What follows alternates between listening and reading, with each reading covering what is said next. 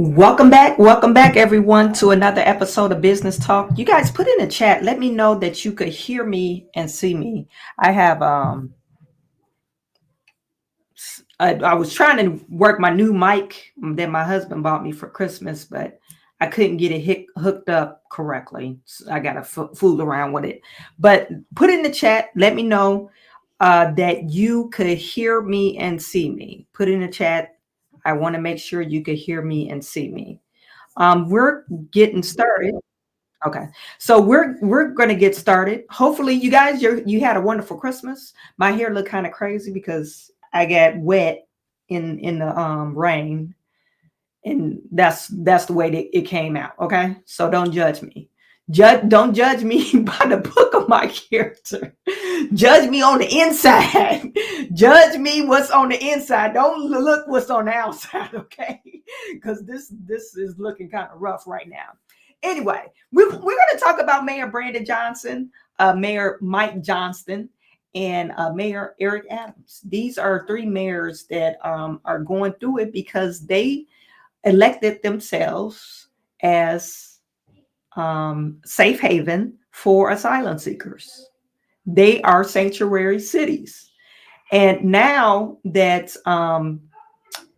Governor Abbott is pulling a card saying, hey, okay, you're a sanctuary city. Let me just bus people there. Now they're pulling out the white flag saying, no, you're busing too many people here. We can't handle these immigrants. You're busing too many to our state, to our cities, and we want to stop that. We're going to impose sanctions on bus drivers to bring migrants to our cities. And we're not saying we're not going to take them, but we only want them between the hours of 8:30 and 11:30 a.m. And that's what they're doing.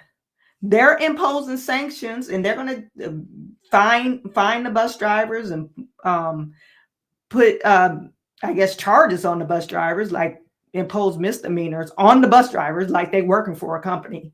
And they're going to impose these laws on the bus drivers if they happen to bring migrants or illegal immigrants to Chicago, New York, or Denver out of the proposed immigration time. It's totally ludicrous, but that's what they're doing. Let's see who's in the chat. We got Mr. EIB, Real Estate J Jones. What's up, Real Estate J Jones? You guys follow Real Estate J Jones. I'm going to put the link in the chat. He has some great content. He's an up and coming YouTube star. Mr. E, thank you for tuning in, and Tom Thomas. Thank you for tuning in as well. So let's get to some of these videos that I want to show you.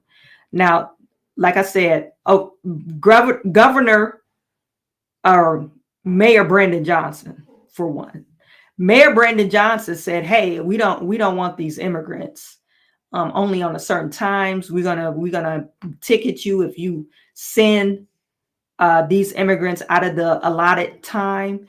And Greg Abbott pulled his card. He's like, oh, you don't want to accept our bus? We're going to fly them in to Chicago. We're going to fly them in. They gave them a first class ticket to Chicago, the immigrants. To me, it's totally crazy because Governor Abbott was like, okay, so you're just trying to act like you're not a sanctuary city. And now you just want to say, you want to wave the white flag and say, hey, we didn't mean to be a sanctuary city. Not for all the immigrants, not for all these immigrants that you're sending us.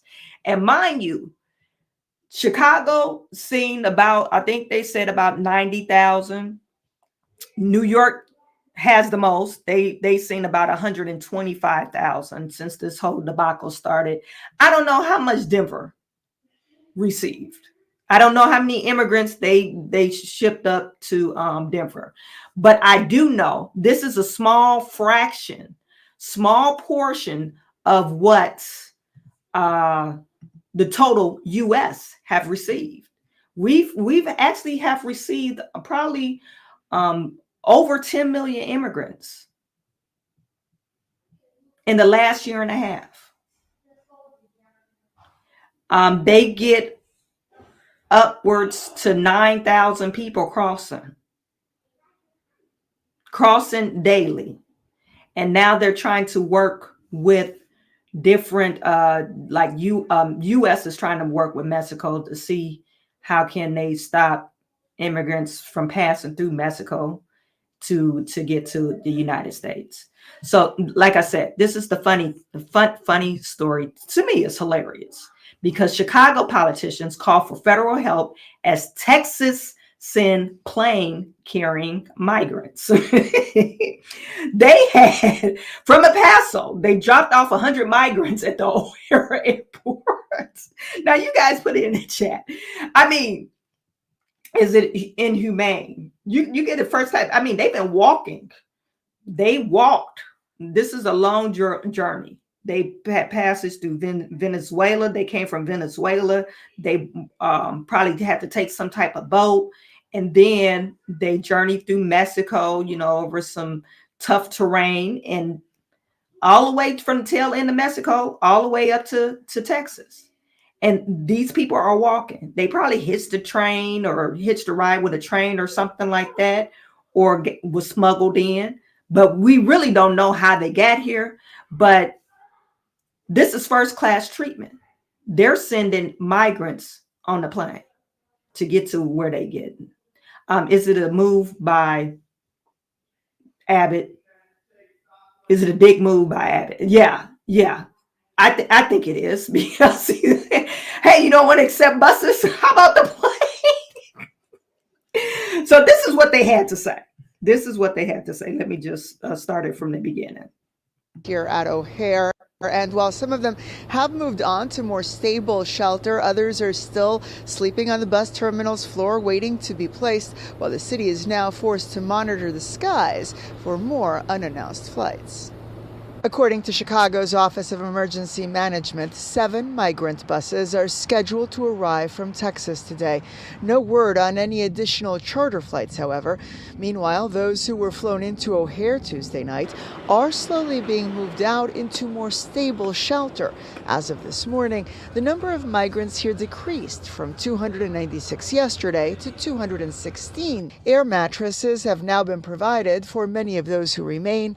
Others were loaded on school buses to go on the once daily shower run. My biggest fear is that we start having a number count again, where it gets to the point that we may have to start utilizing police stations again. Vienna is one of the volunteers that helps with migrants at O'Hare Airport. This afternoon, she came in to evaluate the needs of those who remain. At the border, their medications are taken away, and a lot of our nuevos vecinos have life-term treatment plans, so we need to make sure that those treatment plans are being met. But even as Texas... Now let's stop right here. She said they took their medication away. I'm going to show you guys a video. One of the videos said, hey, we escaped poverty. We escaped poverty into a better way of life. I don't know one person that lives in poverty. They see a doctor on a regular basis, and then they have life-threatening treatment plans. You guys put in the chat, anyone that is escaping from poverty, or they claim to be impoverished, and they have access to medical care. And we're talking about not U.S. poverty. We're talking about Venezuela poverty, Mexico poverty, Africa poverty.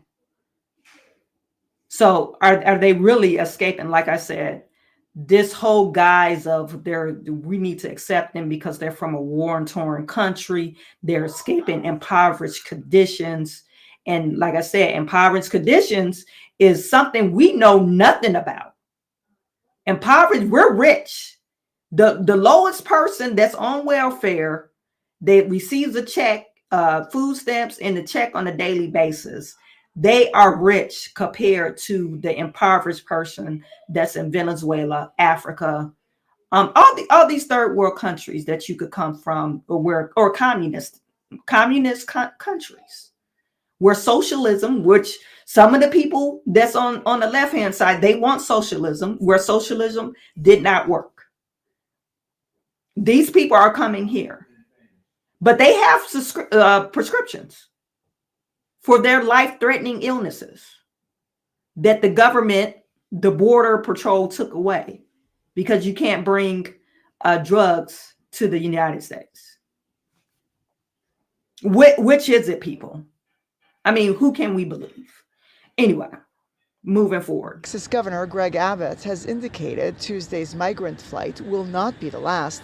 The city continues to struggle with just how to adequately shelter arriving asylum seekers. This morning, Congressman Chuy Garcia was among those who called on the federal government to provide $5 billion to the 5 cities receiving the bulk of these migrants. That is essential. It's critical for Chicago. They want $5 billion. Like I said before, and I know I keep on saying, like I said before, like I mentioned before, Illinois, New York, Colorado, maybe Washington, probably Portland or even California. They want $5 billion.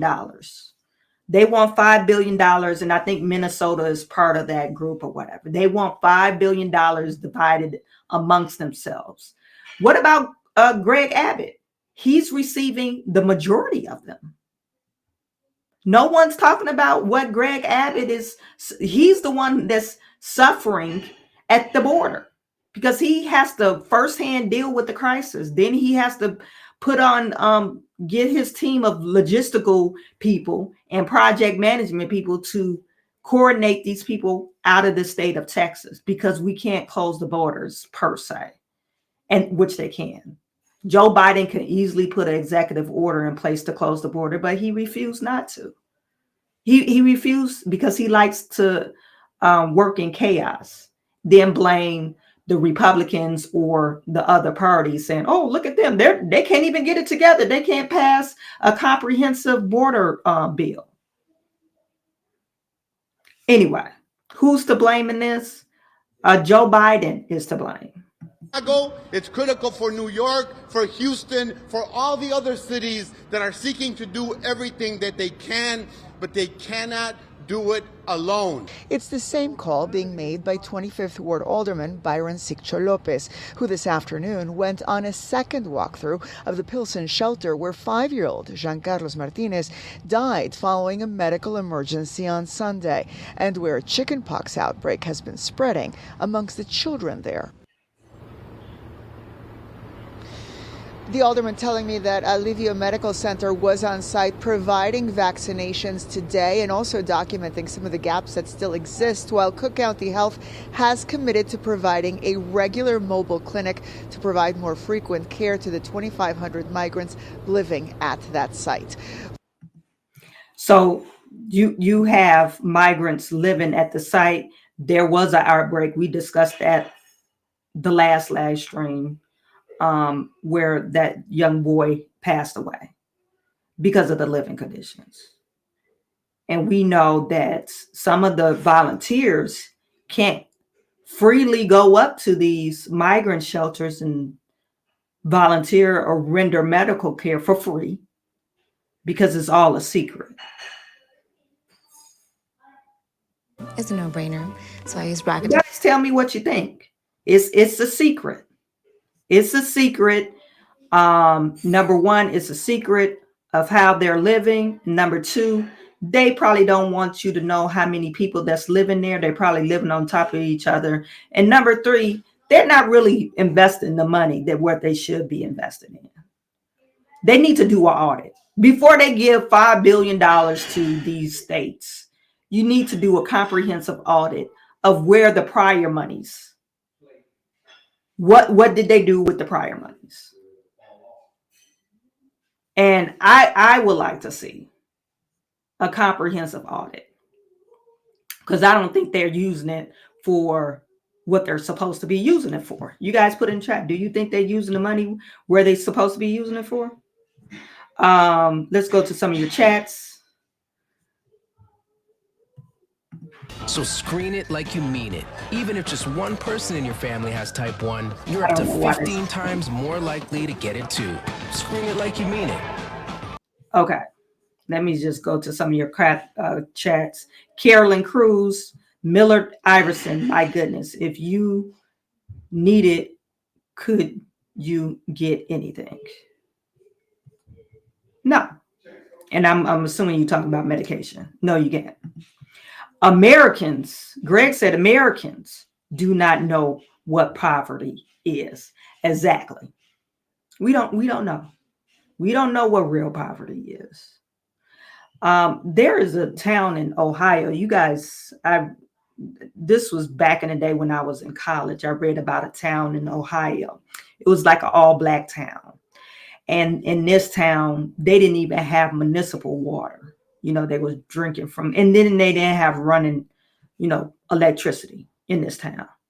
It was like really obscure town. And this was back in the 2010s where I learned about this town. I forget what the town is named, but this town, they didn't have, just the regular running water like, we have in just anywhere. And I was really baffled. So, stuff like that. We don't know nothing about that. Everyone that's even on welfare, they probably never seen a hungry day in their life. You could go to a food bank and they'll give you some food. You could say, oh, I'm late on my rent, and you could go to Salvation Army or these other services and they'll help you pay for your rent. So we don't really know poverty. We could always turn the running water on. We could always turn the lights on if you pay your light bill. And now they have it where, you could get on this enrollment on the light payment assistance plan. Like if the bill is too much, they could give you this light payment assistance plan or water bill assistance plan. If the water bill is getting too high for you. So it's so many social services and social programs that we don't have. We lost our grit. We don't know nothing about being impoverished, especially back like they were in the 1930s. We know nothing about that. Mr. E, we are now paying more per percentage now than the Great Depression. Yeah, but we don't know poverty like the Great Depression either. Priest Brooklyn, 800 a month on the EBT cards, free education, etc. No such thing in Venezuela. They don't. And that's why I want to know if they are impoverished, and maybe they spent their last dime on this medicine that they use. But the lady mentioned, hey, the Border Patrol took their medicine in critical care medicine, which they needed for life-threatening treatment or life-threatening illnesses, and they took it away. So how did you receive this medication? That's my only thing. I'm questioning that. Like, you was able to afford a doctor and you was able to get some medication because they don't have free stuff over there. So you guys put it in chat. What do you think about that? Mr. E says drugs. They just had the nation first overdose of that new drug that 10 times more powerful than fentanyl. Yeah, I heard about it, but I don't know. I don't know the details of that, but I heard about that. Miller said, I told my landlord that as of January 1st, the city will be paying the landlords to house them. So far, there are 2 families in my building. Yeah, they want that free government check. They don't have to worry about collecting the rent, and the government is going to pay you. They'll probably be behind 60 days, but they'll pay you. It's a guaranteed paycheck. I know NYC wants more than $5 billion just for them. Mayor Eric Adams say they will have to spend $12 billion for the illegal crisis. Exactly. And then speaking of Mayor Eric Adams, and they were just talking about that. This crisis has been ongoing NBC did some coverage about Mayor Eric Adams, Mike Johnston, and Mayor Brandon Johnston or Johnson. And, you know,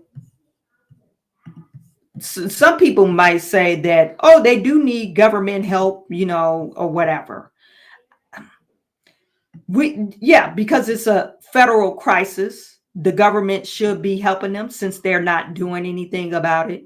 But I would like to see an audit done with them on what they're spending their money on.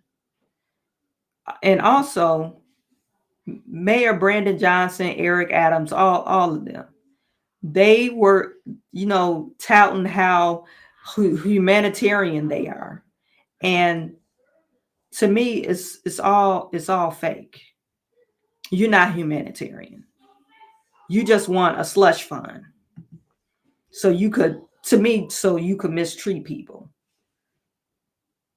That's what I see. You want a slush fund and say, hey, we're using it for this stuff, and you're piling people in a spot like a can of sardines, and you're saying, hey, we need more money. For what? What do you need more money for? This was on NBC, or no, Good Morning America today.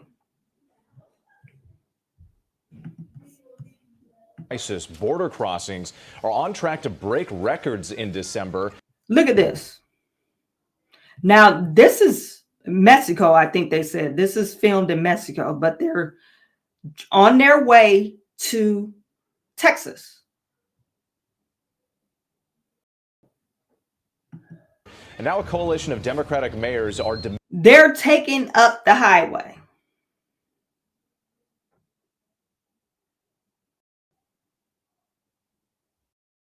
They're literally taking up the highway, saying, oh, we're on the road to Texas, the U.S. demanding federal help as busloads of migrants arrive on their doorsteps. ABC's Trevor Ault joins us now with more. Trevor, good morning.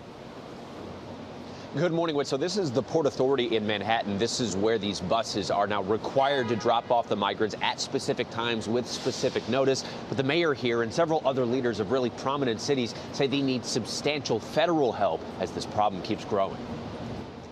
December's now on track to have the highest number of Border Patrol apprehensions ever, according to Customs and Border Protection data. The agency reporting on average nearly 10,000 apprehensions a day over the last week. And this morning, a trio of mayors from New York City, Chicago, and Denver are all calling for federal support responding to the national immigration crisis, accusing Texas Republican Governor Greg Abbott of cruel and inhumane politics, busing migrants across the country. We're looking at about $160 million of potential costs going into next year's budget. That's almost 10% of our entire city budget. New York City's mayor issuing an executive order requiring advance notice for buses dropping off migrants in the city, now only allowing their arrival weekday mornings between 8:30 and noon. This as officials Wednesday shuttled hundreds of people to overcrowded shelters throughout the city.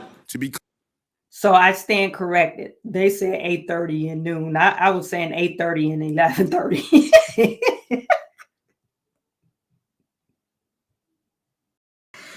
We will only take, we are a sanctuary city, but we only will accept them between the hours of 8:30 and noon. Well, this is not normal working hours. What happened to that? What happened to the normal working hours? I guess that doesn't matter. Clear, this is not stopping people from coming, but about ensuring the safety of migrants and making sure they can arrive in a coordinated and orderly way. They are stopping you from coming. Now, I could see him saying, hey, we don't come on the weekends because, you know, we don't have the staff. Don't come after 5 p.m. Or even you can make it, hey, don't come after 4 p.m.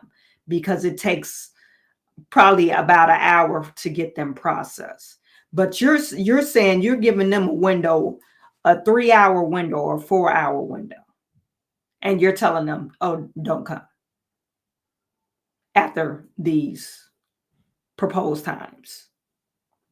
So it sounds like to me that you are trying to nip it where they can't send as many migrants to you. The mayor's office says more than 7,000 asylum seekers have arrived in New York City in just the last 2 weeks. Earlier this week, hundreds of asylum seekers were flown to the Northeast, forced to stop in Philadelphia due to bad weather. On Wednesday, Secretary of State Antony Blinken visiting Mexico, meeting with the president there to discuss the historic levels of migration. A source familiar with the talk says the U.S. is hoping to find ways to convince Mexico to do more, to ramp up immigration enforcement on its side of the border, and discuss incentives to encourage people to stay in Mexico rather than cross into the U.S. The talks come as another large caravan of thousands of people slowly advances north through Mexico, headed toward the southern border. The leaders of the group, reportedly made up of people fleeing Central America, are carrying banners which read, "Exodus from poverty." And Republicans in Congress are trying to require a strengthened border security package be tied to any further funding for Ukraine. We do know Senate negotiators met on Capitol Hill on Wednesday trying to hammer out a deal. Eva? Trevor out for us there. Thank you, Trevor. Well, hey there, GMA fans. Robin Roberts here. Thanks for checking out our YouTube. I'm not surprised about what he's doing. I'm not surprised about Mayor Eric Adams or Brandon Johnston trying to put, some constraints on how many times or how frequent or just when they could bus immigrants, illegal immigrants, by the way, to their city. You guys put it in chat. Let me know what you think about this. Put it in the chat. Like I said, I'm not surprised. Now, let me see if I got this other.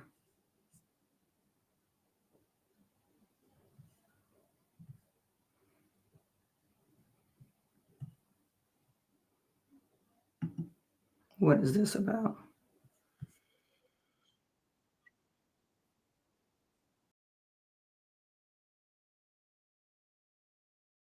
That's not what I wanted. But Greg Abbott, he was trying to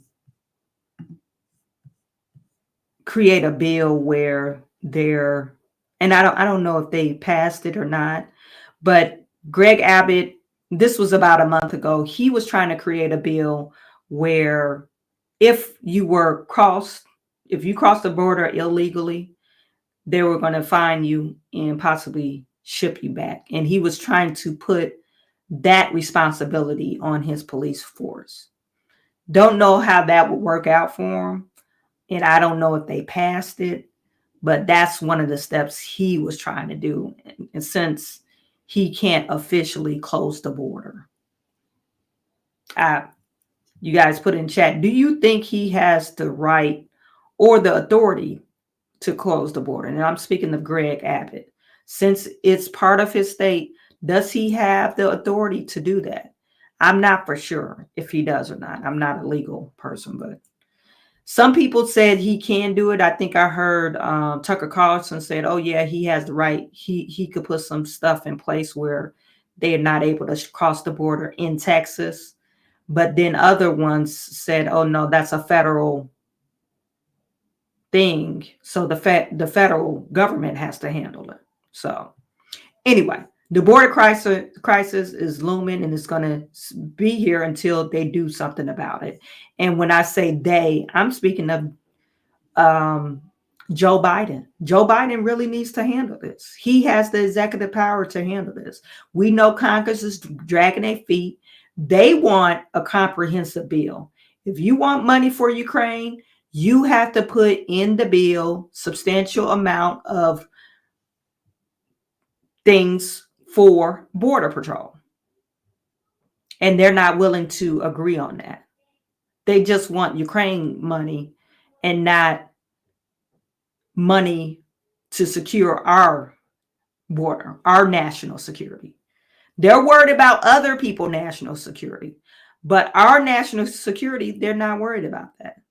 So you guys pay attention to that. These military age men are coming over here. Let's go back to this video.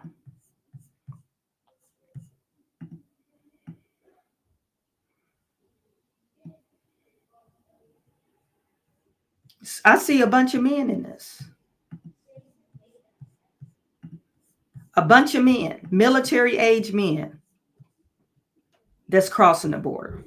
That's a man. Probably like 60 to 70% is men.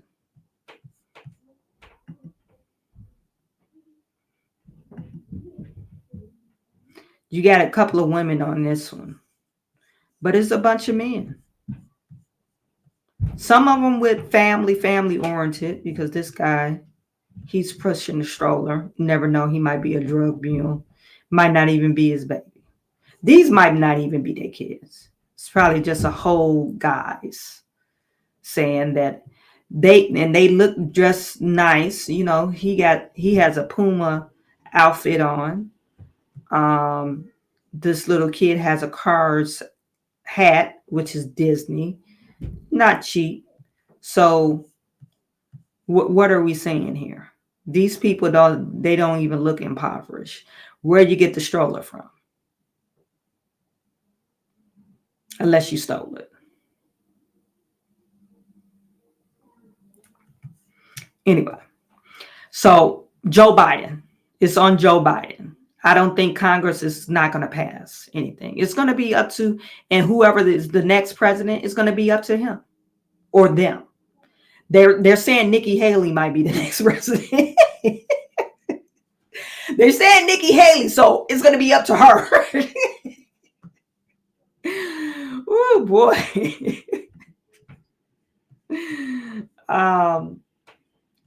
Let's get to our next topic. I really wasn't going to talk about this, but it's been popular, something to talk about.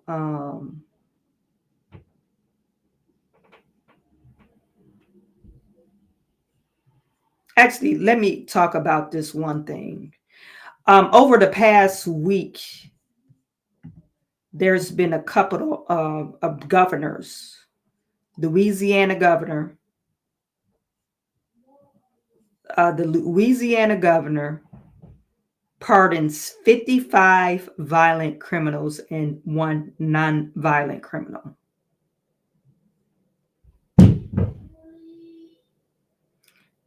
So he pardoned 56 inmates from October through December. Why is this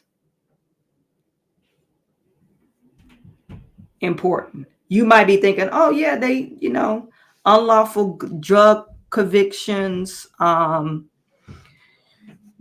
in the day, they were putting black folks up, locking brothers up because they were selling crack, and they was giving them harsher sentences for selling crack. Over if you sell cocaine, you get a lighter sentence. So they were talking about pardoning those people for non-violent crimes. But now you have pardons for violent crimes. To me, it's really alarming. Okay. Governor John Bel Edwards is closing out 2023 with a total of 56 pardons made from October through December. October through December. And some of them include second-degree murder charges, and 8 of them include first-degree murder charges.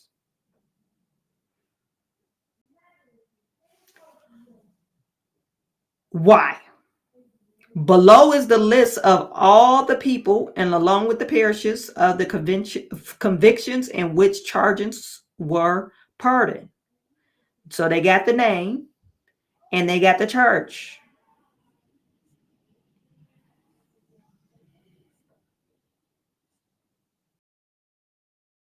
And they said, oh, we're going to overturn or pardon you. This is alarming because, okay, why are we pardoning murderers, armed robbery, Timothy Jason Wilkinson in Baton Rouge, death and 7 counts of first-degree robbery. 7 counts. That's what he was convicted of. Don Daniel Bennett, 2nd-degree murder and armed robbery. What is this governor smoking?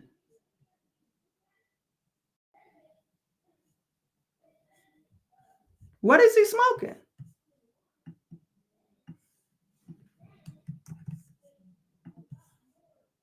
You guys put in the chat. What is it? Is this a thing that we're gonna do? And no one's saying they're not outraged about it.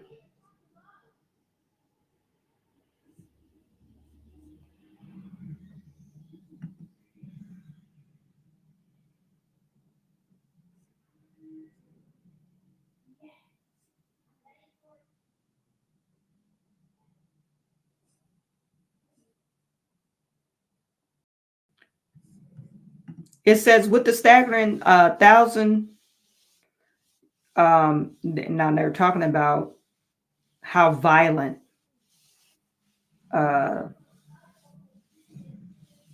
some of these cities in Louisiana are. And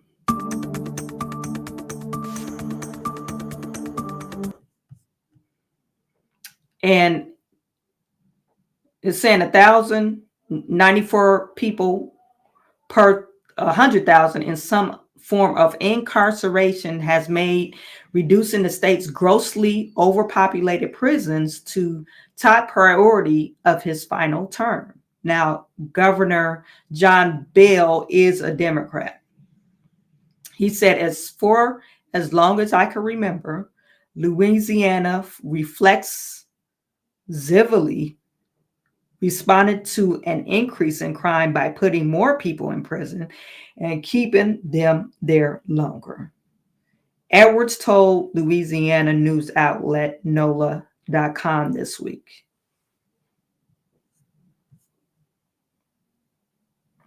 It says, we never made it safer as a result of it, Edwards said. There is no data to suggest that an increase in crime here was because of the reforms. Other released by Edwards include inmates convicted of arson, robbery, and drug dealer, according to a complete list compiled by a local news outlet. Released inmates had also been convicted of aggravated arson, possession of Schedule II narcotics, aggravated kidnapping, theft, first-degree robbery, perjury, and armed robbery.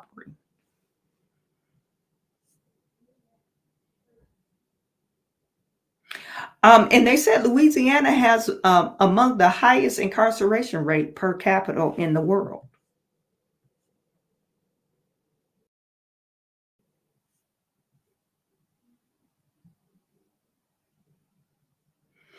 Louisiana Attorney General Jeff Landry was elected as Edward replacement after securing over 50% of the vote threshold in October jungle primary, avoiding a runoff.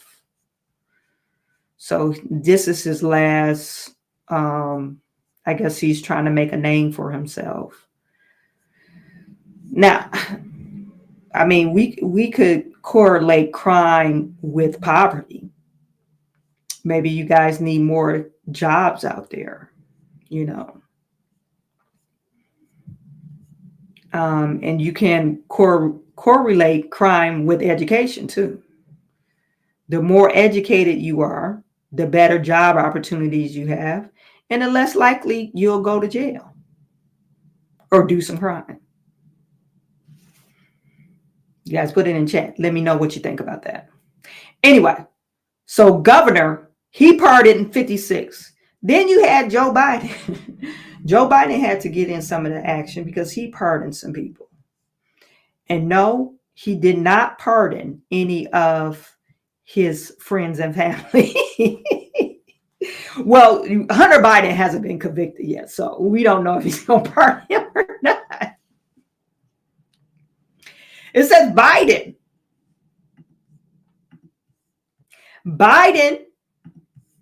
commutes 11 sentences of convicted for drug crimes targeting unjustified disparity.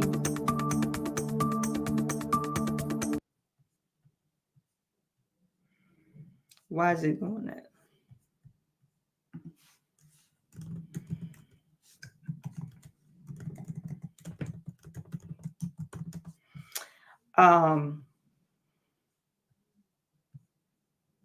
Oh, come on, people.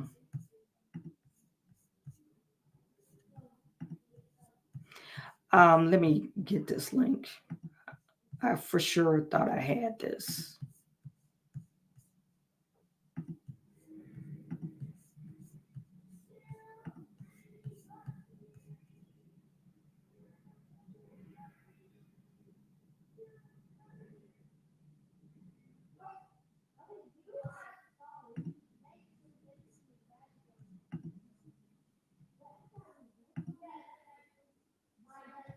It didn't send it.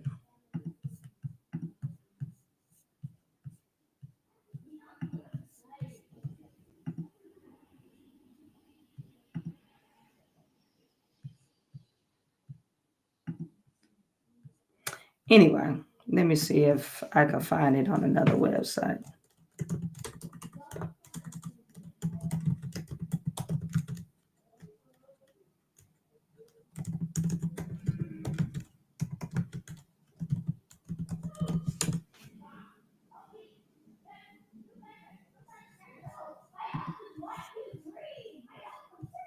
Okay, here it is. It says Biden to commute sentences of 11 nonviolent drug offenders. It says, I am commuting, this is Joe Biden speaking, I am commuting the sentences of 11 people who are serving disproportionately long sentences for nonviolent drug offenses.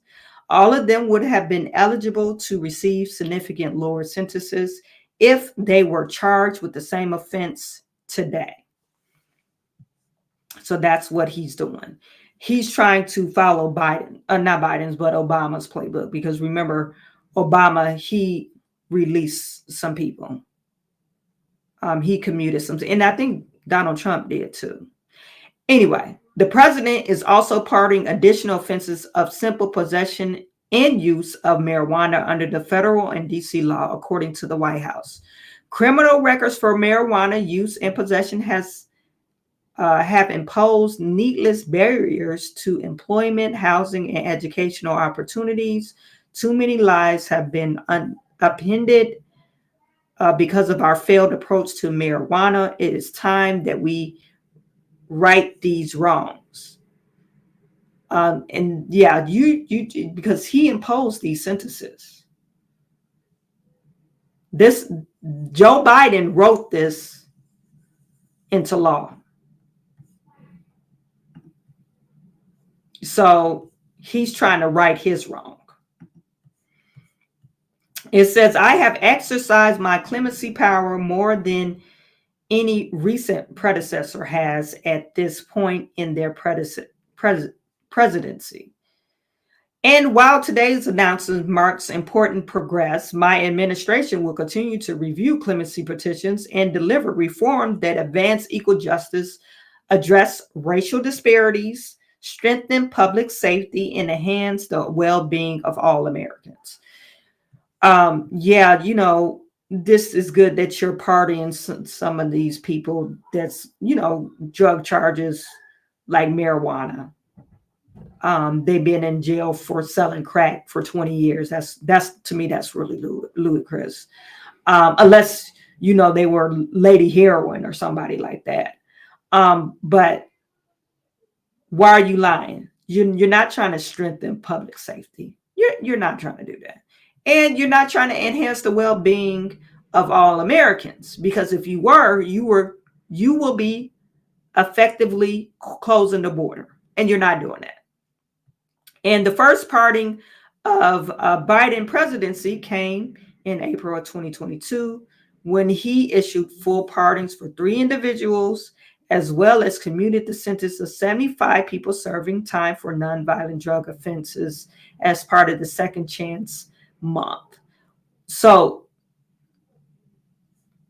I don't know if I think some people listed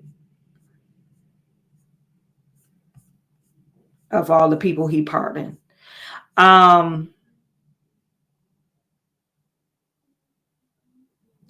In December of 22, Biden also pardoned 6 individuals who had already completed sentences for their offenses, including drug-related crimes, second-degree murder, and had become active in their communities following their release. So Joe Biden, he's trying to win one a checkpoint with, I guess the American people, maybe Black folks. I guess Black folks are supposed to see, oh, he letting the brothers out.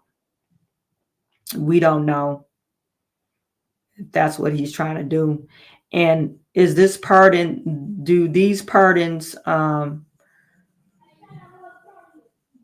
did he give that governor to go ahead for those other pardons? Because those are violent criminals, and I don't know why the hell they letting them out. But anyway, so Joe Biden, he pardoned 11 nonviolent drug offenders because he's trying to right his wrongs for writing that 94 crime bill. You guys let me know what you think about that. Put it in the chat.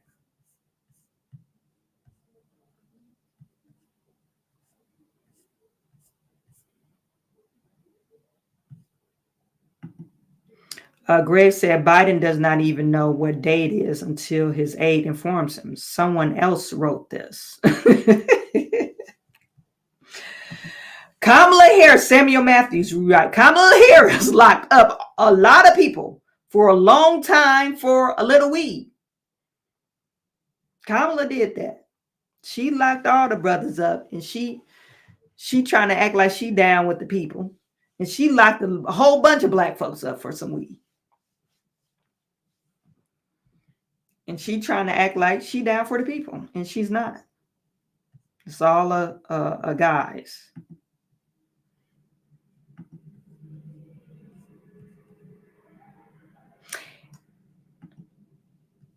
Mr. E said it costs money to get pardoned. It used to be $5,000. I wonder what the cost is now. Let's see.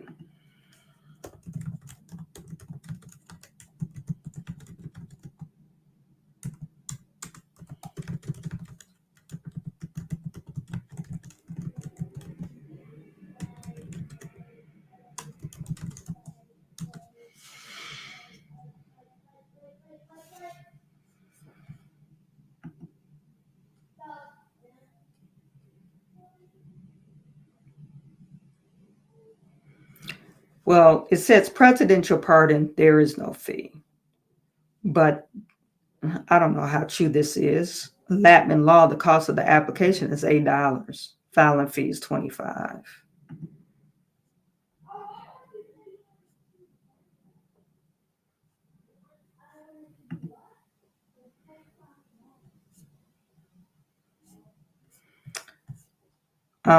But he's granting clemency. Clemency.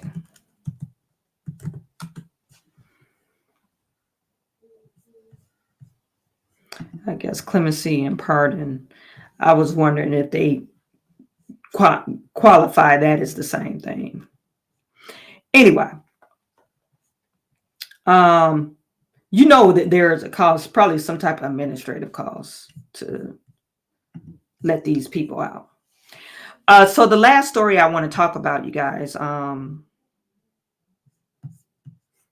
this,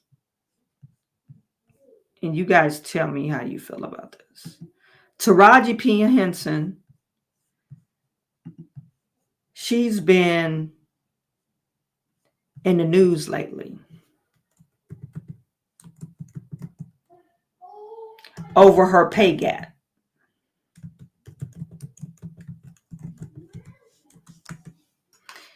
And it was saying that they were going back and forth. And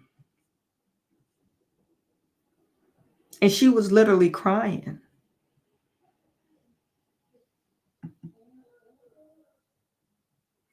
Crying about, her pay. She was thinking about quitting acting. And some of the things that I've read about this, let me just get out of this tab. Some of the things that I read about this is kind of,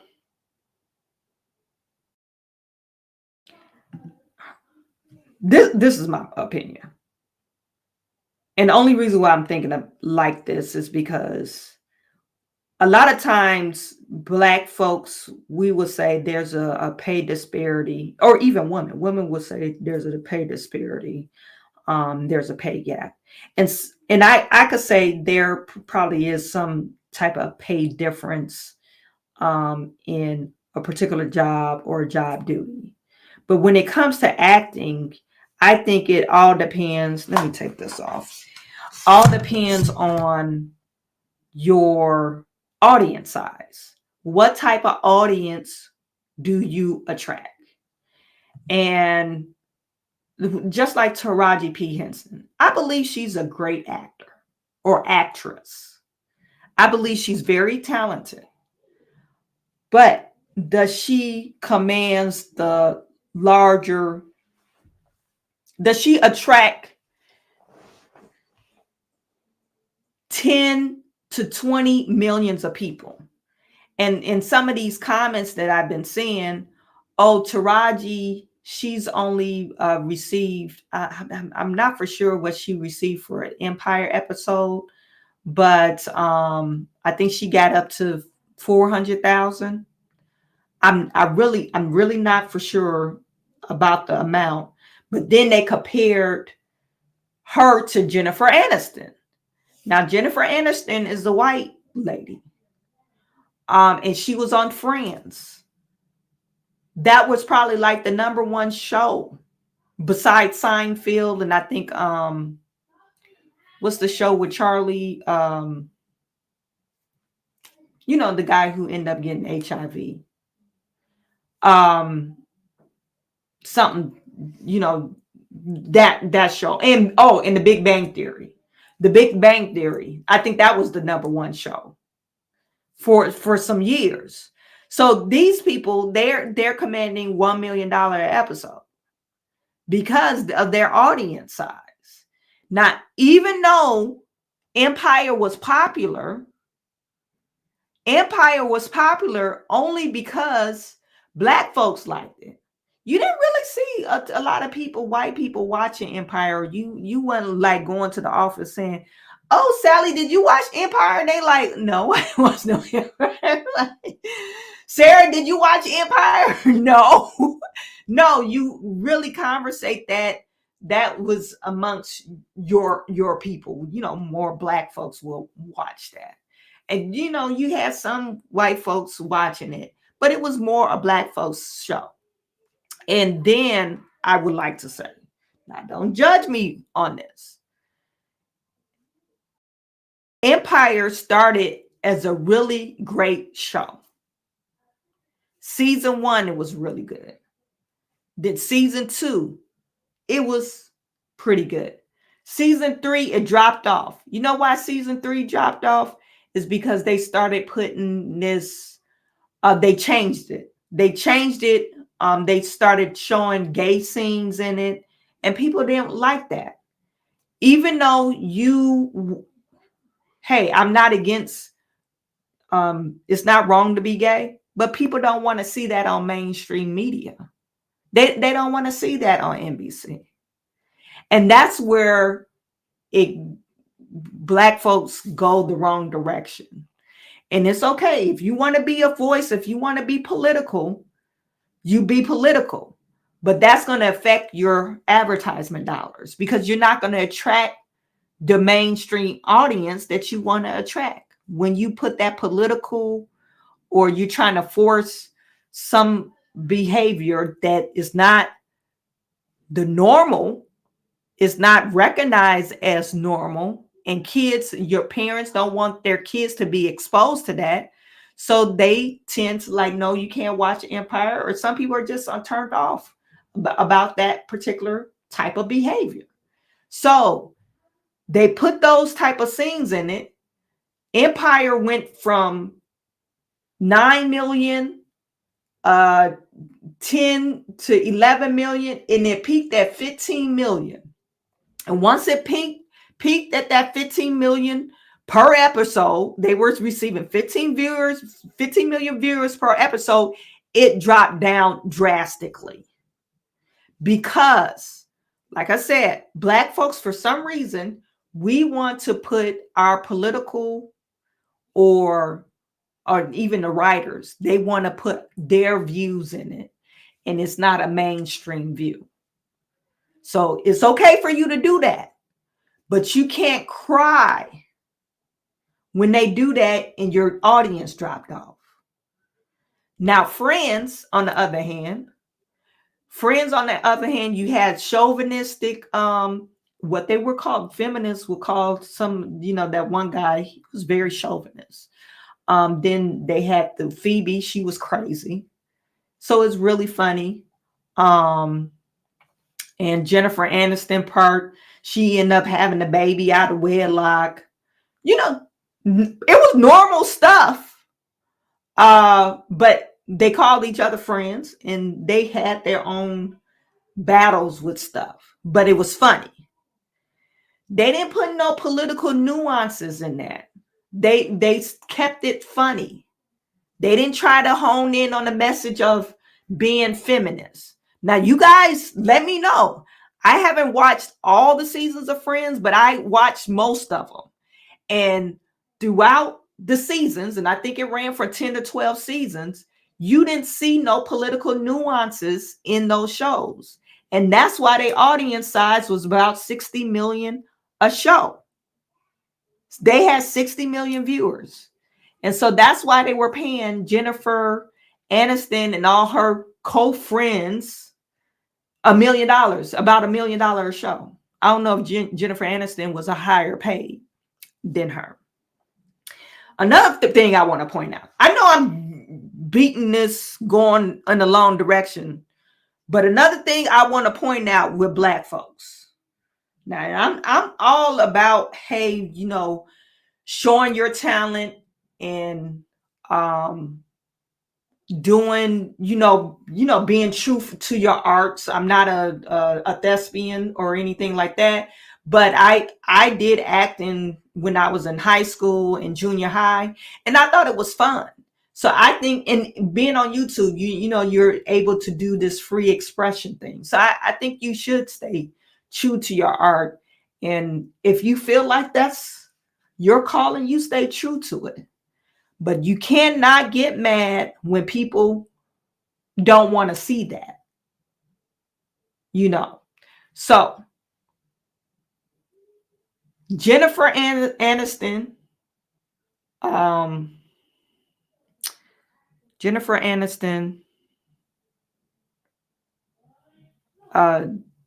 what's the girl name that she has a cute face, but her and Robin Givens she just looked like the white Robin Givens. I forget her name. They are writers and producers.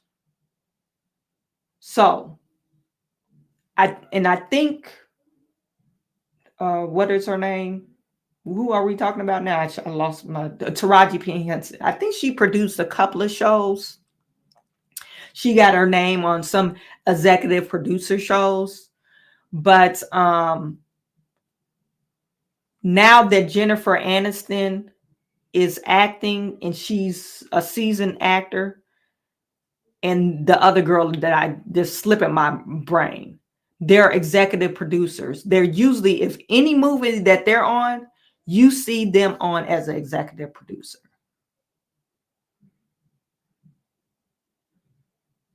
So they really step beyond of just being an actor. They in the writing and producing. And that's when you start really making money. Then another thing I want to point out, sometimes you can't just take the money.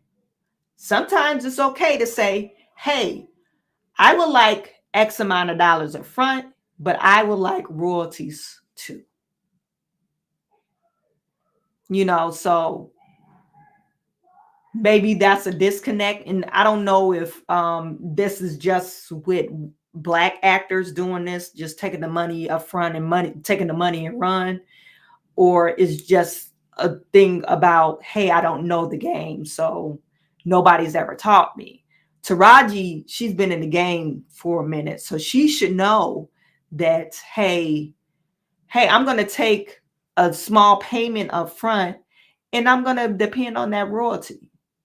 Hopefully the movie keeps on getting picked up on these, especially there's tons of streaming platforms that the movie could get picked up, and you could make residual income off of the royalties. So those are the things that, you know, when we talk about there's a pay disparity between Black folks and white folks, we really need to look at our audience size. I can't get mad at YouTube like, man, YouTube is not paying me. And you see my views, I get maybe an average of 5,000 views per video. YouTube is going to pay me off my video because that's how much advertising dollars that I'm generating. And it works the same way with movies. So Taraji, I mean, I love Taraji.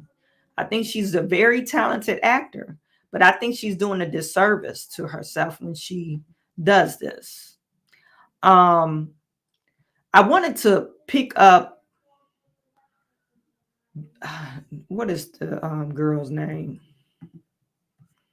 I think her name is Bad Gal Bahamian. I wanted to share that video with you guys because, and not to say, I don't really agree with what she's talking about, the way she narrated it. I just thought she did a good job of breaking it down, but let me see if I can find it. This vaccination season, become part of the Spikevax partner community. Hi guys. Hey friends. Did you know that there's an updated COVID vaccine out this fall? It's called Spikevax, baby. Spikevax Bombardier. Spikevax de Moderna. Spikevax is a vaccine to help protect adults against COVID-19. Severe allergic reactions can occur. Rare cases of heart inflammation have been reported. Side effects include injection site reactions, fatigue, headache, muscle and joint pain, chills, nausea, vomiting, and fever.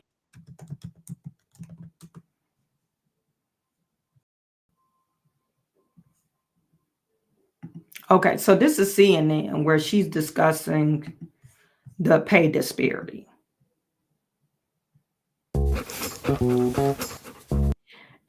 And you guys, she really was hurt. I sympathize with her, but sometimes I think we need to take a look, just because, especially us looking out in and we like, oh my gosh, it's another Black woman that they're doing wrong. On the outside looking in, we just need to look at all the things that affect her pay. And she just can't blame them trying to lowball her. Of course they're going to try to lowball her. What kind of people do you have in your corner fighting for you? Right, Taraji P. Henson's brutally honest and emotional explanation of Hollywood's pay disparity is going viral. CNN host Gayle King interviewed Henson and the cast of The Color Purple. It's a film from CNN's parent company, Warner Brothers Discovery. Now, King asked Henson if she was thinking about quitting acting.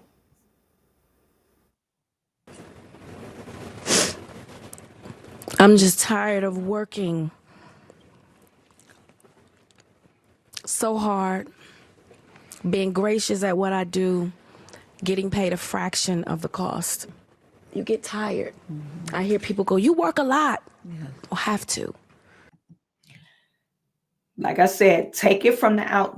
Don't look at Taraji and say, oh my God, this is a Black woman and she has to work all the time. Taraji, and I'm just going to pull up some of her pay and then we'll talk about it. So just listen to the words that she's saying. Don't look at her as, hey, this is a Black woman and they're doing her wrong. Reason why I'm telling you that, just listen to the words and have an open mind of what she's saying. And the only reason why I'm saying this is because, you know, for some reason, Black folks, especially Black women, we tend to get all emotional, wrapped up in what a person say because we identify with them, instead of really looking at, okay, well, maybe you could have did something different on your end.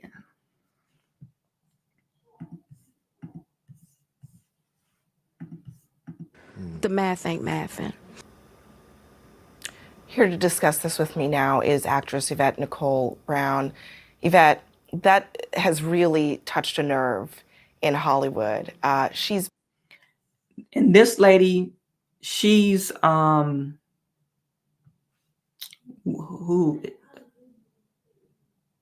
is the guy's name? Older guy. I don't know why I'm having these brain fart, but she's a race baiter 2.0. Al Sharpton.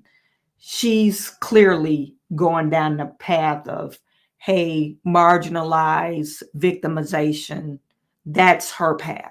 She wants to be a Joy Reid and say, woe is me. And I don't know what her salary is, but she probably make 99% more than everybody in the United States.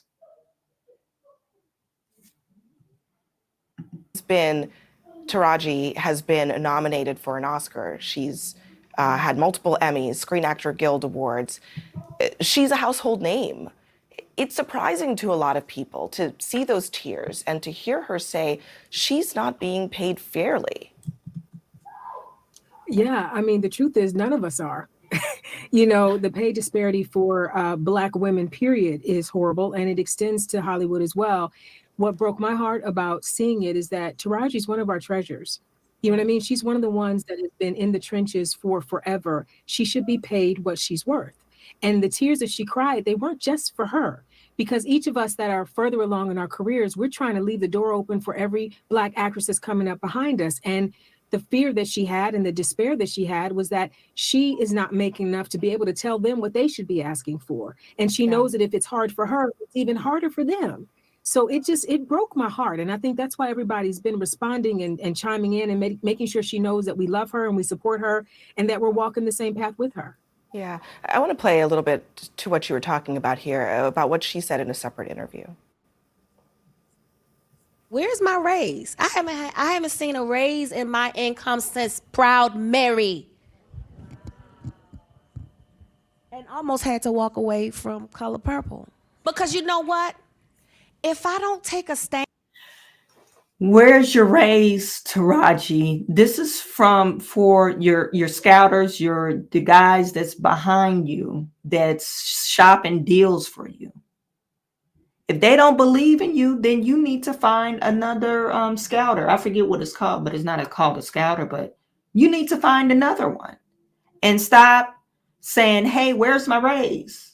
You need to effectively communicate, hey, any other deals, you know what I want. You have your agent. Duh. You have your agent. Hey, you know, I just won the Grammy. So, you know, effectively, from now on, I want an increase on offer the bottom line of 10 to 20%. I no longer want to make $50,000 an episode or $200,000 per role or whatever it is, or $1 million per role. I want to make $2 million a role. So you need to do that and communicate that with your agent. Now, if your agent ain't doing that for you, you need to find another agent. Why don't you see who's very graceful, and I haven't seen her complain. She is literally never in the media. Angela Bassett. Angela Bassett, they say she's the highest paid Black actress. She receives $450,000 per episode on 911.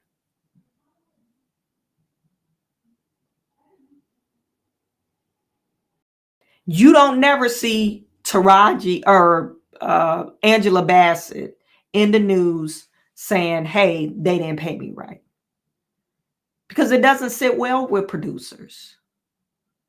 You should be behind the scenes, not trying to call nobody out, behind the scenes and doing that. But one thing I want to pay, I'm not disputing where there is not a pay disparity. I'm not disputing that. I think it is, and to some effect, but I really think it has to do with your audience and what the program is about and what audiences it's catering to in those advertisement dollars. Before I continue this video, case in point, Scarlett Johansson. Scarlett Johansson, she's on MCU, Marvel Comic University. I think that's what it's called, or Universal Studios or whatever. But Marvel Comics, she's on that whole MCU thing. She's Black Widow. They did not pay her. She had to fight for her pay. It hit the news after she filed the lawsuit against them, but she had to fight for her pay. And then they didn't want to pay her. Come to find out, they owed her close to $50 to $60 million because of royalties. Because she got some money up front.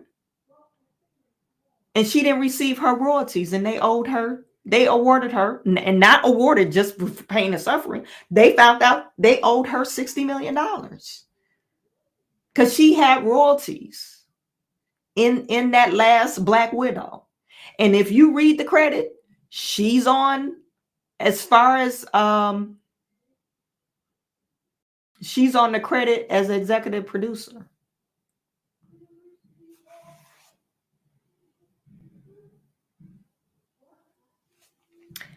So this is what, like I said, outside of Taraji being a Black woman, and like I said, I'm not disputing whether or not there's a pay disparity in her pay.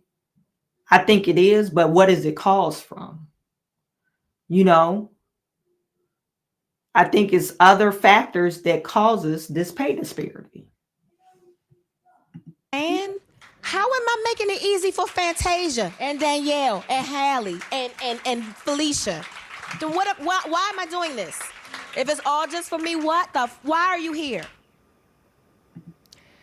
Pay in any industry in some ways is very subjective. I can only imagine in Hollywood it's even more so. What do you think is the reason that, Hollywood executives get away with paying someone like Taraji less and not giving her a raise movie to movie, role to role? Well, systemic racism is a part of everything that happens in this nation. But beyond that, I think that there's this thing where they pit people against each other, where the idea is, well, if you don't want to do it, we'll get somebody else to do it. And somebody's rent may be due. And so they may take the lesser amount. And we are lesser as an industry because we don't get to have the brilliance of someone as Taraji because they don't want to pay them what they're worth. And it's a fight that, white actors don't have and white female actors don't have.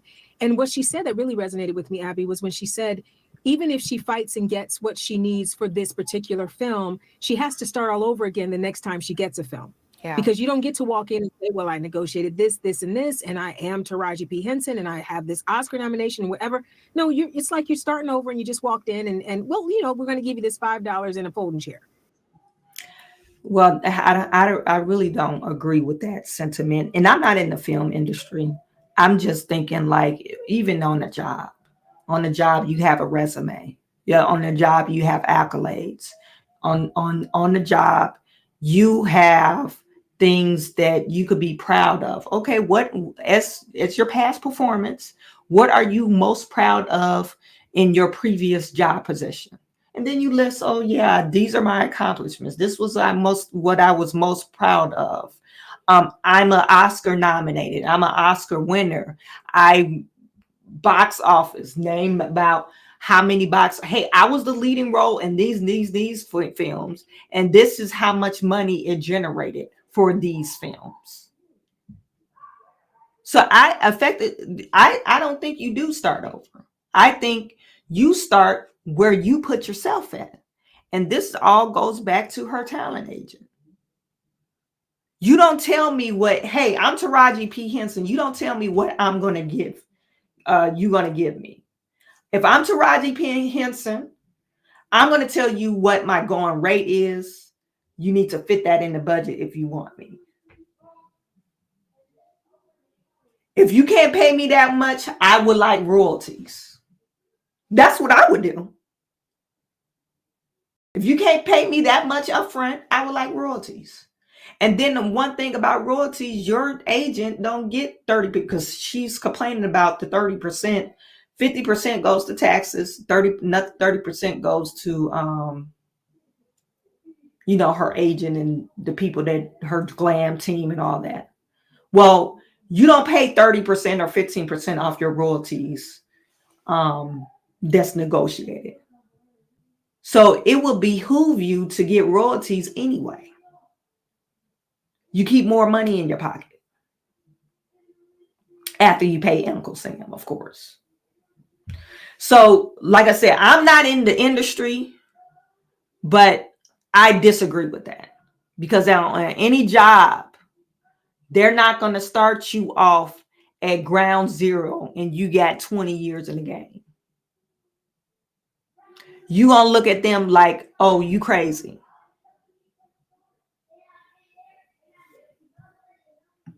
It's the same for all of us, and it's infuriating and exhausting. One of the factors here, The Color Purple, she just said in that clip, she almost walked away from that film. That's a film that is near and dear to the heart of Oprah Winfrey, who's a part of that process. Does it surprise you to hear that even on a film like that, where there is a prominent Black woman as a part of the process of making it, that she could still feel that she was underpaid? Taraji, we're showing here, posted a photo of Oprah thanking her for supporting her throughout her career. But what do you make of that, Yvette? Well, we don't know if Oprah had anything to do with the pay situation. So we can't say that she was warring against anything that Oprah did in particular. So I want to make sure I say that. I think a lot of times it comes from business affairs. You will talk to your friends, we're going to do this movie or this TV show together. And then by the time it gets to the lawyers negotiating, everything that you and your friend decided or you discussed gets torn down by the legal process. So sometimes it's the people in the legal department like, we're not giving her a trailer. Wait a minute, and so we never know where the breakdown is, but we know that the breakdown happens every time. This is not an isolated incident. Her tears are not just her tears. We all have cried them. We all are fighting to make it better. And again, it's not even just the entertainment industry. You can talk to any sister that's working in any industry, and we have to always fight harder. It's just the way it is. And we're tired of it being that's just the way it is. Yeah. Even someone who it seems almost everybody knows who she is still fighting these battles. Yvette Nicole. I think, like I said, being in the engineering field, I fought for my raise, but I remember when I first got hired in, very good advice someone told me. It was a white guy. He was like, wherever you start at, if you start low, that's where you're going to end. You have some people coming in making 100,000 a year, whatever. If you start low, you just be grateful for whatever. That's where you're going to end. So that's one thing Taraji probably need to recognize. Then another thing is like, dude, You have agents, talent agents, or a talent agency probably. They're supposed to be fighting nail and tooth for you. You shouldn't even hear nothing back unless they know, hey, I know you want $250, $250,000 an episode. So I'm not going to come back to you and say, oh, 150 and see if you're going to take it. I'm going to keep on trying to fight. I'm going to fake call you. I'm like, oh, let me get back with my client. Fake, act like I called her, call them back the next day and say, oh no, that's not going to do. Can we negotiate something more? How about royalties or whatever? And like I said, Taraji, I think she probably just got the wrong people in the corner, really. Because why are you so stressed out about that? And at this point, you should be loving acting. You've been in the game for so long, you should be loving it. Another thing I want to point out is this: you got to keep on working like you just slave labor. That's the way how she put it. Oh, I can't never stop working. Oh no, you can't. You just got to change your lifestyle. You can't. You probably can't live in that house you got. Maybe the maintenance is too high. And if you do, like I said, maybe you need to get smarter. Maybe you need to start producing some of this stuff. Start asking for royalties. Let me just look at some of your chats.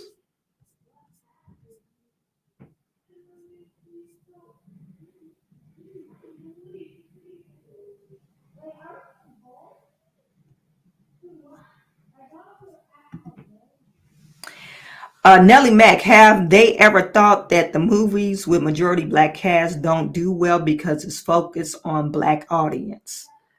LMAO. Yeah, I was just saying that.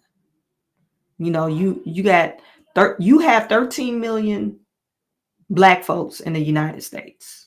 Well, we could say 20. I think it's 23 million, right? Let me just pull it up. Everybody ain't going to the movies. Then you got Black folks bootlegging.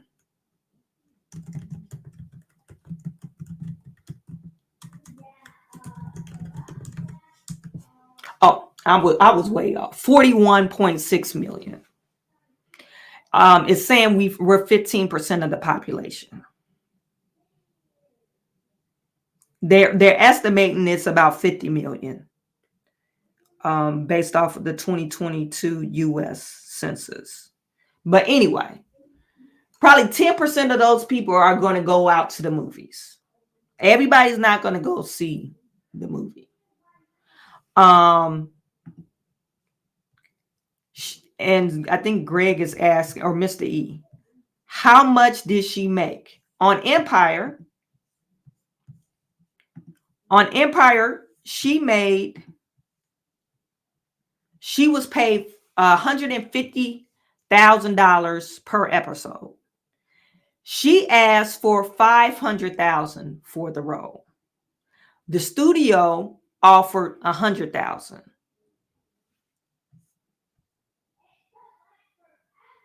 And they said she earned about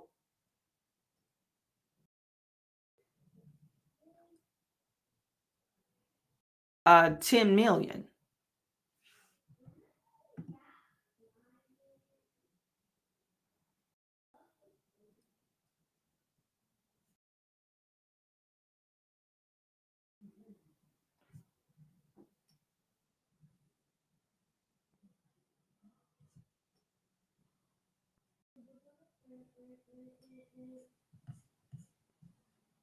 I don't know how true that is.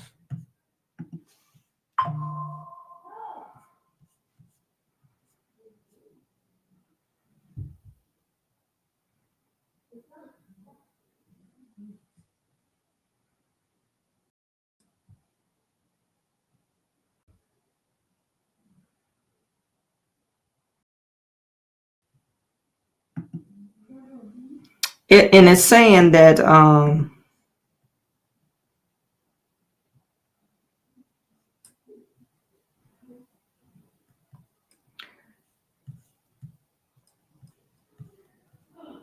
the former two estimated to be 250, and Taraji makes around 175 million or 175,000 for Empire.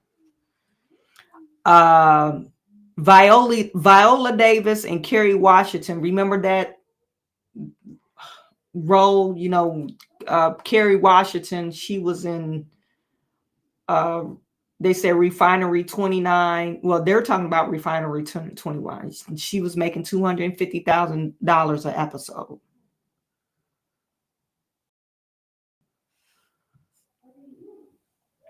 So this is my personal opinion, and this is how I feel about it. If someone says, hey, we don't have it in the budget for us to pay you $500,000, that's what you want. But you got to realize $500,000, that's a lot of money, and you have other casts, and even though nobody's is critically acclaimed as you, but we don't know. You want $500,000 an episode, but we don't know how this episode is going to run. Light bulb would have went out. Where's my royalties? Let me sign up for the royalty option. Yeah, pay me $150,000 an episode, and I would like royalties too.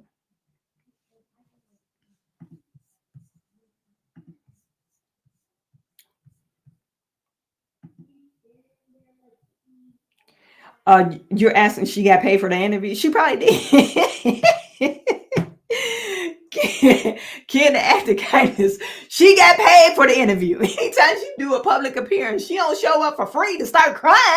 No, she got paid for it. Mr.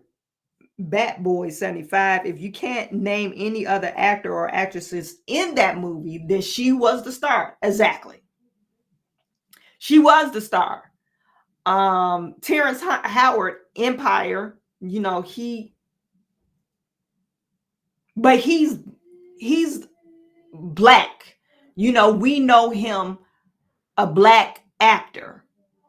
Our black actors, you know, the TV shows and the things that they put them in, are they going to generate the amount of viewership and an amount of revenue that some of the white counterparts will generate?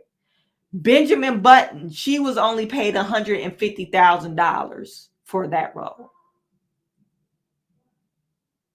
Brad Pitt was paid $10 million. Did you know Taraji P. Henson was, when you look at Benjamin Button, they have Taraji P. Henson. You probably could see her holding Benjamin Button.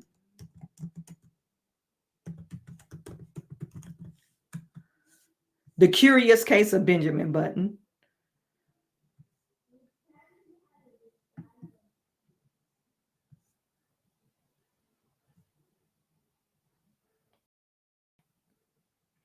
And they had Kate Blanchett on there.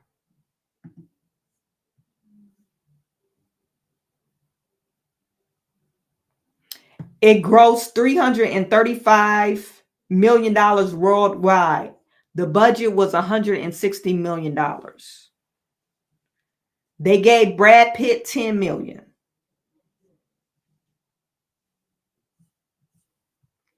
These people, I didn't even know they were in there. Mahershala Ali. I didn't know he was in there. I got to go back. Taraji, she was in there. I don't know none of these other people, but Kate Blanchett and Brad Pitt, I know both of them. So these two were their stars. Taraji just came off that one role, Is Hard Out Here for a Pimp. Who's seen that? Probably me, your sister, you know, Pokey down the street We didn't see it in no movie theater or anything like that. We probably saw it on the bootleg.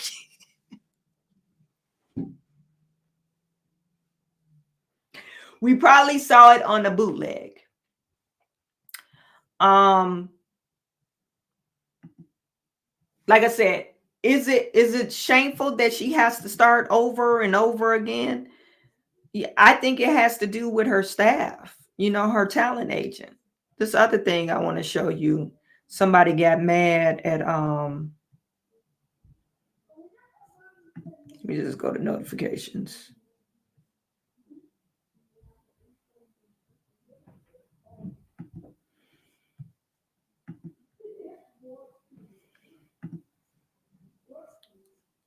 This lady I follow on Twitter, some of her comments, they like, oh, you're something like Candace Owens, you hate black people or something like that. But this is Gabrielle Union. Now, Gabrielle Union, she's executive produced some of her shows. Like she has her name on the print screen. And she's talking about living paycheck to paycheck, or how hard she has to work. Just like, she's trying to show support of Taraji. And this is what Gabrielle Union had to say. When we are around. I'm a black actress and producer in Hollywood. Of course, I've been mistaken for Garcelle Brandy, Ashanti, Sanaa, Nia, both Hallies and both Reginas. I'm a black actress and producer in Hollywood. Of course, our box office successes never mattered. I'm a black actress and producer in Hollywood. Of course, I have to put my glam team in my contract because I'm a black actress and producer in Hollywood. Of course, I was 30 playing 15. I'm a black actress and producer in Hollywood. Of course, I'm going to have to work until it's the end because we can't retire. We don't make enough. I'm a black actress and producer in Hollywood, and of course, I have mastered the art of communicating without communicating when we are around. Usually it goes something like,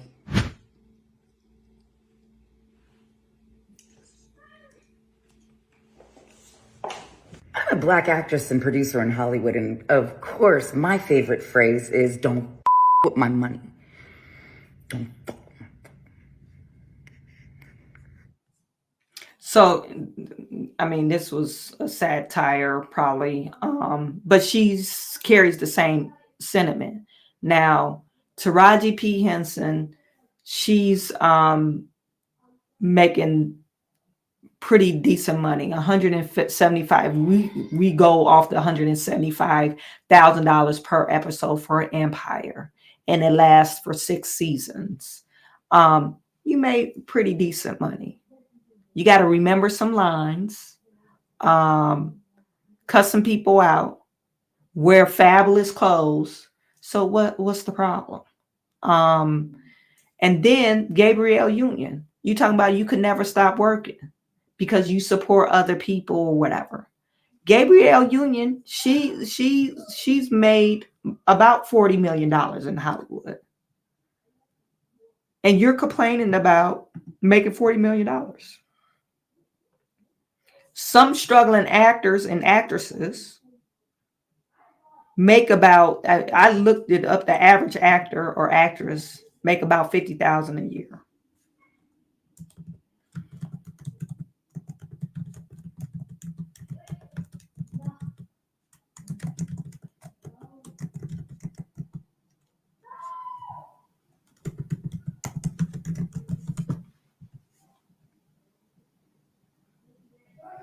$50,000 to $160,000 a year.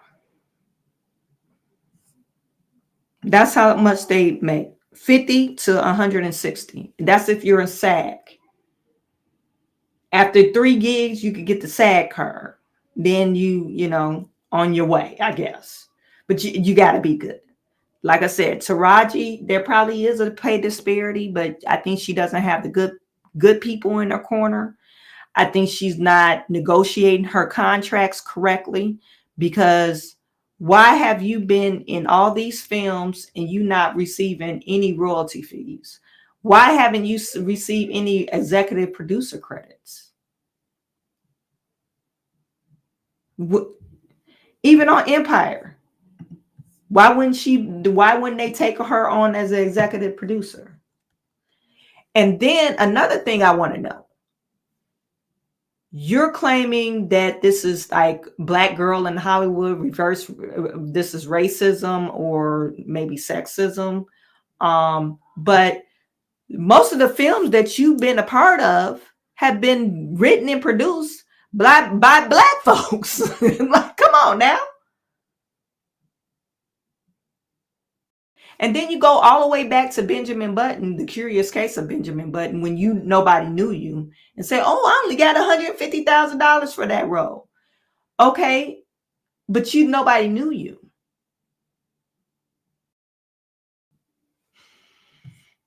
You guys put it in chat. Let me know if I'm going in the wrong direction.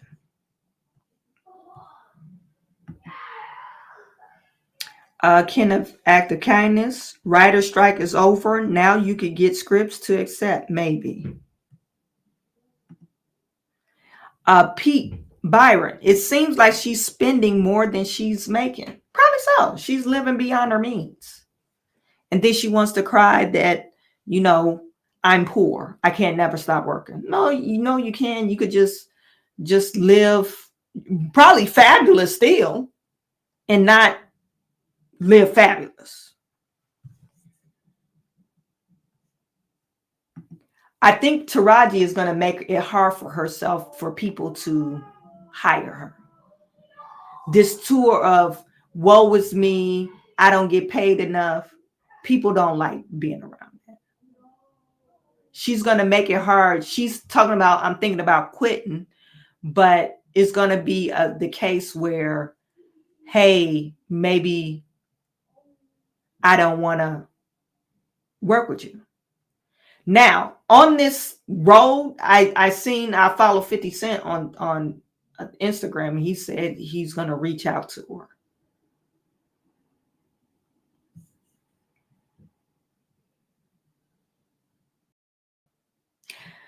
Nellie Mack said they don't know how to make good movie without it being about the struggle.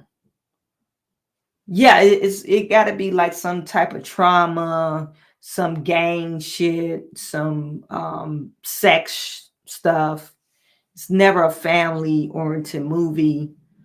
And if you do make those type of movies, you're a cornball. Like Will Smith. Will Smith he has his own production company. You ain't never heard Will Smith complain about his pay. Will Smith will star, write, produce, act in his own production company, and he won't put nobody else in the film besides his Black ass. He making all the money. What's that Earth movie when his son was in it? Him and his son, they had the main role. They were stranded on Earth, and him and his son was on there. The other movies, Pursuit of Happiness, him and his son. They had little bits and pieces of other actors, but him and his son. I Am Legend. Literally, he was the only actor in I Am Legend. They had some zombies, but Will Smith was the only actor. You got some other Hollywood, like Denzel Washington. Denzel Washington has a long, upstanding career. Samuel L. Jackson, Angela Bassett, Alfred Woodard, I think her name is. Long careers. And I think Alfred Woodard, she started kind of late in her career. But these people been in Hollywood for the longest time, and you never hear them pay. And they probably do get upset on some of the stuff, but they show up every day and they don't complain. And then they finally see due. Like I watched Equalizer 3. Denzel is on the credits of an executive producer. because he did 1 and 2 box office hit, main character. You can't go wrong with an action film with Denzel Washington in it. And he gets what he's due. And he doesn't complain about, hey, I got to work day and night. He's always having something coming up. But Taraji,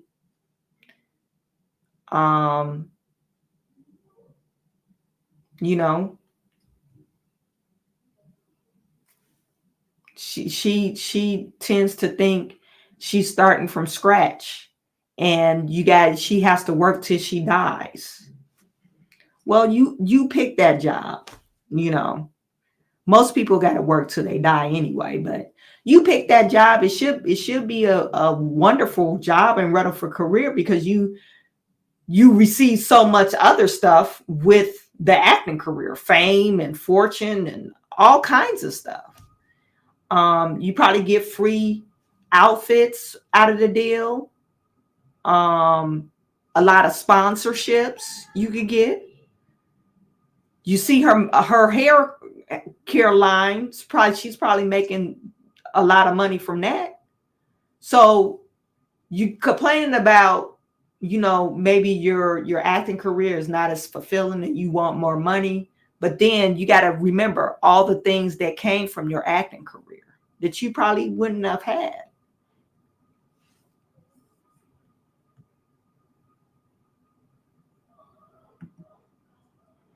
Mr. E says she made 152% of Brad Pitt's pay. Yeah, and she should have, because Brad Pitt is a superstar.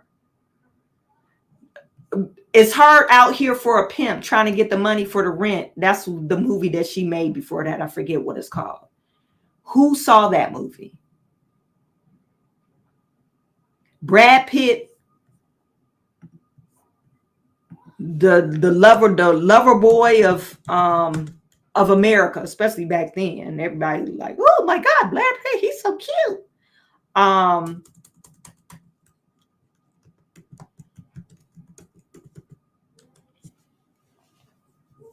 I think he's 60. He's 60.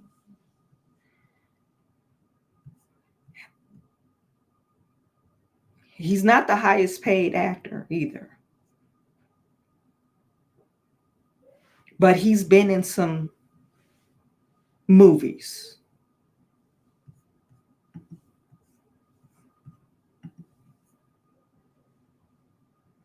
Some box office hits.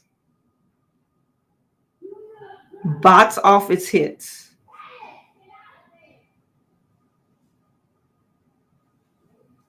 And so even look, the Ocean, that whole series, that made a killing. Ocean's 12 was the last one, but they had Ocean 13, Ocean 1, 2, 3, 4, 5, 6, 7. You know, we're talking about box office hits that Brad Pitt produced. Or not even produced, but starred in, right? Then you have, let's just pull up, what is it? Taraji.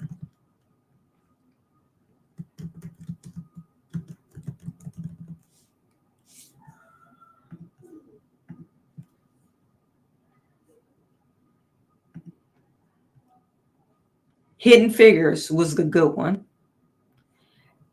Let me know if you seen these. They killed her off, Person of Interest. They killed her off on that one because she had another movie coming up. But that was a good movie. I mean, not a good movie, but a good series. That one was a good one. But they killed her off because she said she had another, and everybody was mad. Oh, why they killed a black woman now? She was doing a good job. And she was like, I had to get killed off because I had a movie role coming up that she had to act for. And I think that was Proud Mary. Hustle and Flow. All these are black movies besides Hidden Figures. Hidden Figures probably, you know, you got a bunch of black women on there. So we'll white people watch it. Probably if they're science-y, and women probably will watch it more than anybody. But it was a good film. And she's 53 years old. Acrimony. Is that a box office hit? No. These are all black movies.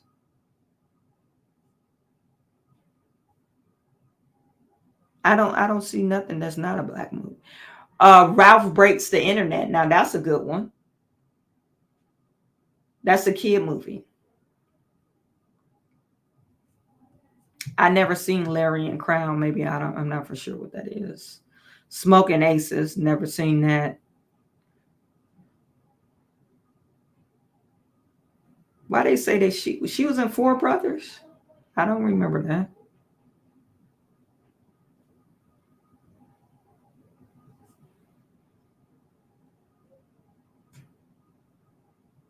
Forehead Titas.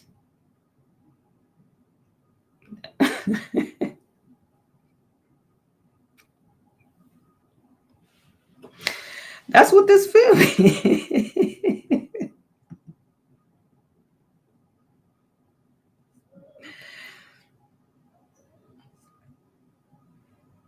They had Taraji P. Henson in this one.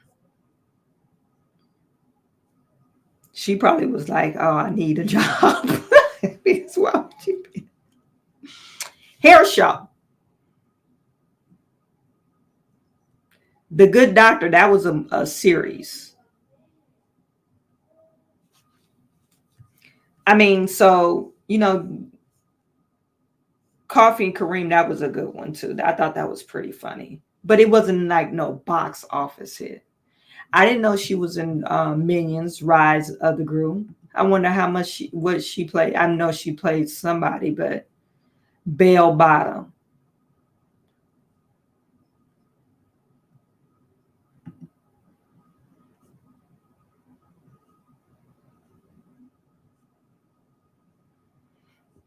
So she's been in some good movies, some.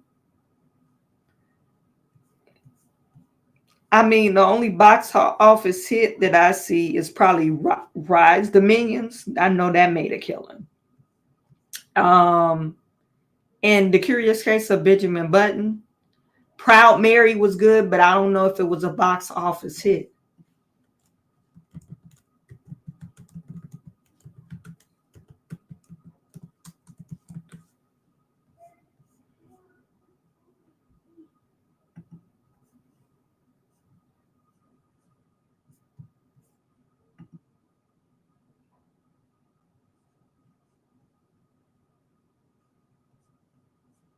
It didn't say what it.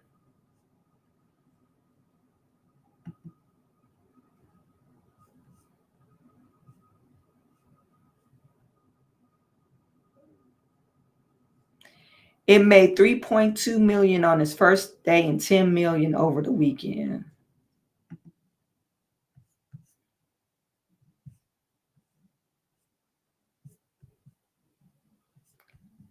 It grossed 21 million.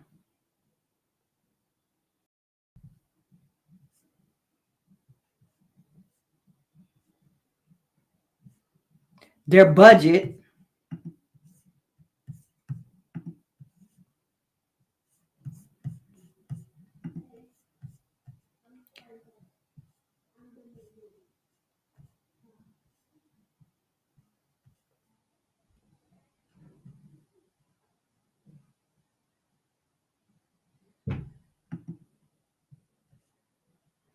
they said they made their budget for the movie was 14 to 30 million, but they only grossed 28 million. So they in the negative. They lost out on that movie if they used 30 million to make the movie.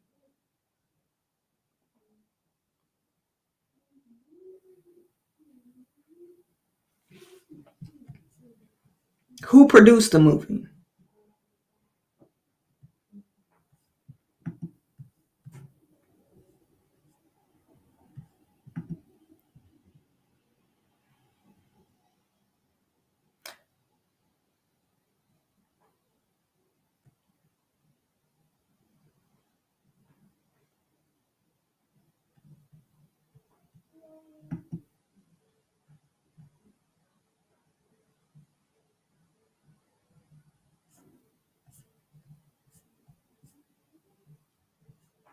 And I thought Proud Mary was a good movie, but it didn't hit.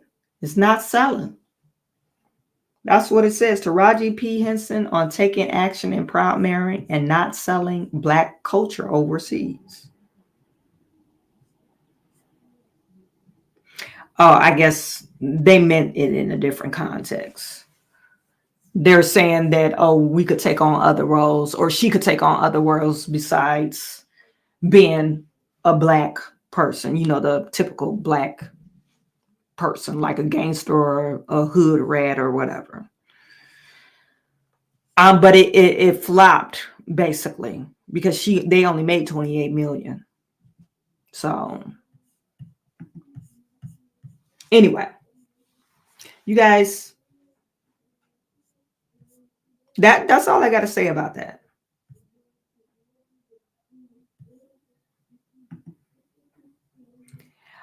Complain about the pay, get even less the next film. Ugh.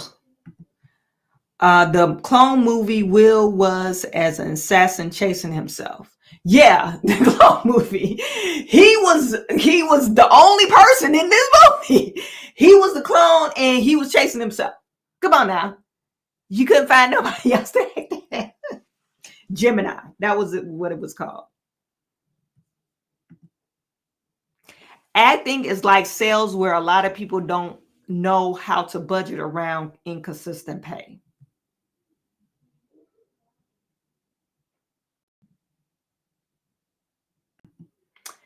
Will Smith said, if I could remember correctly, 88 million before the slap. Well, they said at one point Will Smith was the highest paid per film at one point. That's when he was coming out with I Am Legend, Gemini. I mean, he was making movies back to back, and these were box office hits, and you couldn't, compete with him. He was really making some moves in the film industry. And like I said, I feel sorry for Taraji, but I don't feel sorry for her because you need a better talent agent, and then you need to evaluate how you negotiate in your contract. You need to communicate that to your talent agent, and then you also need to look at your spending. Maybe you living a lifestyle you shouldn't be living.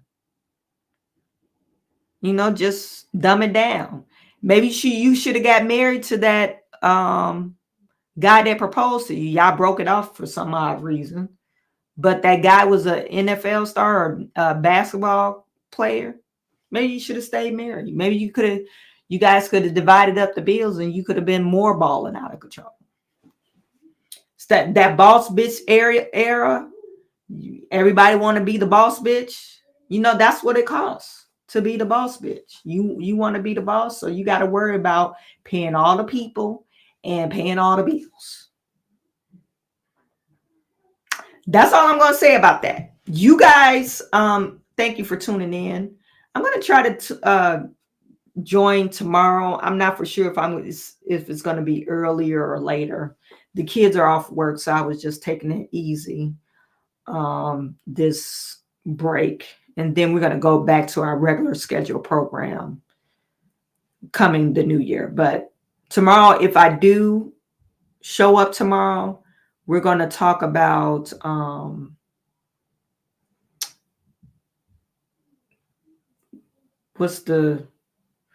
like I said, I've been having a lot of brain farts lately. What's the girl's name? She's a gymnast. We're going to talk about her. We're going to talk about her and her and her man, because she's been getting a lot of slack about her and her man. I don't know why. A lot of Black women are not liking what her man said about her. Just don't understand. Mind your own damn business. Just mind your own business. It had nothing to do with you. That's her man. He married her. She got, I don't know if you guys seen her ring. Her ring is bigger than my eyeball. So apparently she thought she was the catch, but he said what he said. So why are we mad at what he said? So anyway, we're going to talk about her tomorrow. And you guys, I really appreciate every single last one of you guys. Simone Biles. Yeah, thank you, Vince. Simone Biles. That's what I meant. We're going to talk about her tomorrow. And then I have another story. It's a political story that I want to cover. And that's what we're going to do tomorrow. All right. So I am sending all my good to you. You guys have a great evening.